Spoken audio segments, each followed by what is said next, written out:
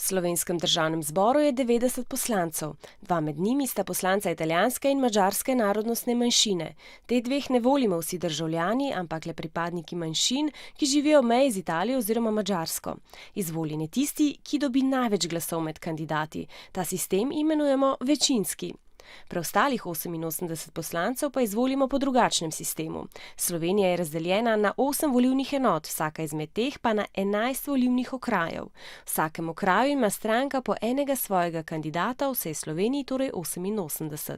Ko gre Maja, ki recimo živi na Dolenjskem, na volišče, prejme glasovnico z imeni vseh strank, ki kandidirajo v njenem volilnem okraju. Poleg imena stranke je zapisano še ime njenega kandidata.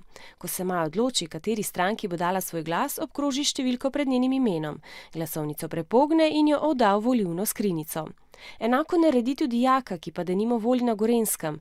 Razlika je le ta, da mu stranke, ki kandidirajo v njegovem volilnem okraju, ponudijo druga imena kandidatov kot Maji. Tudi on obkroži številko pred stranko, ki jo je izbral. Maja in Jaka lahko izbereta vsak le po eno stranko, sicer glasovnica ni veljavna.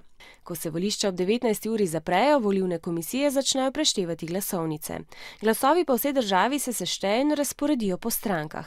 Stranka pride v državni zbor, če zanjo glasuje najmanj 4% vseh volivcev. Temu odstotku rečemo volilni prag. Stranka, ki ga preseže, ima v parlamentu torej najmanj 4 poslance. Glasovi tistih strank, ki se ne uvrstijo v parlament, se na koncu razdelijo strankom po ključu dveh zelo zahtevnih količnikov. Imenujeta se dropov in dontov. Takemu sistemu volitev rečemo proporcionalni ali sorazmerni.